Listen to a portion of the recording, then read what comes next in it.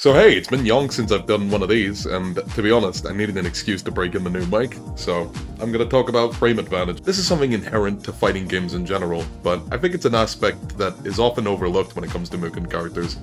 So, allow me to flex on what I've made for Broly for a minute. Attacks can be broken down into three separate parts: the startup, the active, and the recovery frames.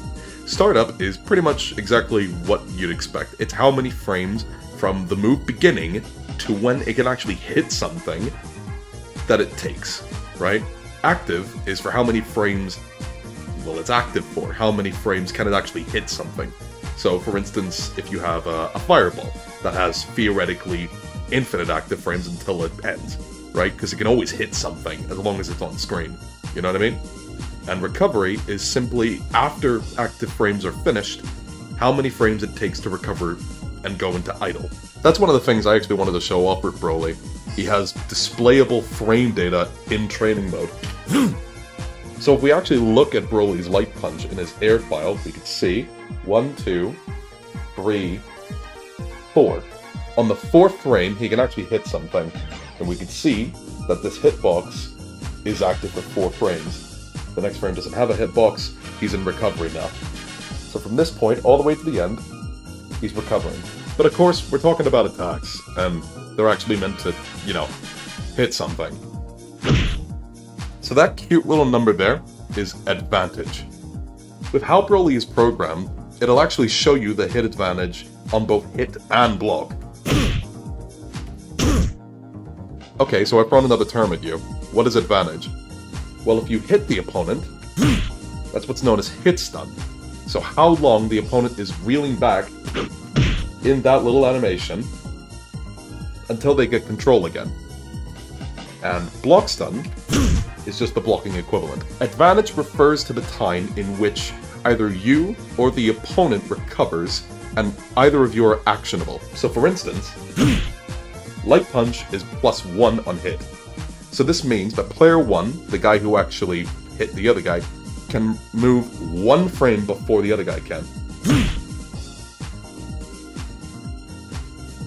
I actually just recently fixed an infinite related to this, so it feels prudent to bring it up.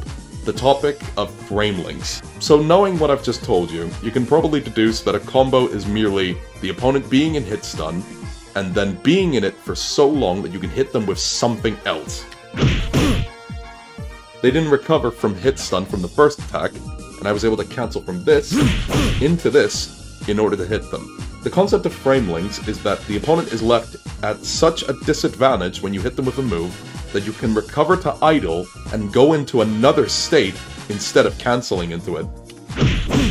That was a cancel.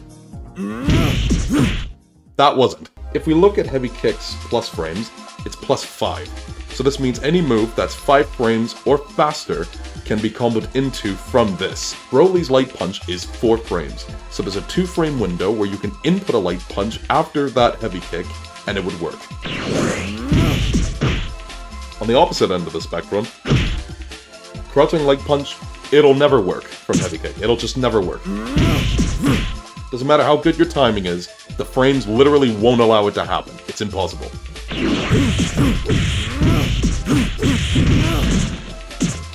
Frame links are cool. I like them.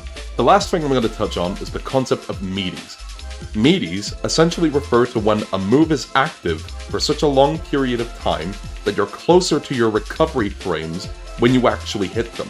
So for instance, that wasn't a Meatie. We hit them on the first active frame. If we hit them on the second, third, or fourth frame, that would be considered a Meatie. This is an important concept to know, because it can actually drastically affect frame data.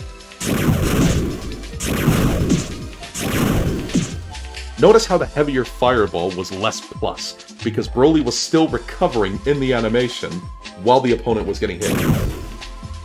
It hit them earlier, and thus he was less plus. We can actually see this concept in action right here. If we hit them up close, it's only +2. If we hit them further away, it hits on later frames, and it's +11. With that, I hope you found this video interesting, and maybe be a bit more considerate of frame data in the future. You can actually download a character just named Training in order to see the frame data of your character. You don't have to program it into them like I did. I'm just kind of, you know, mental. So, anyway, have a good day.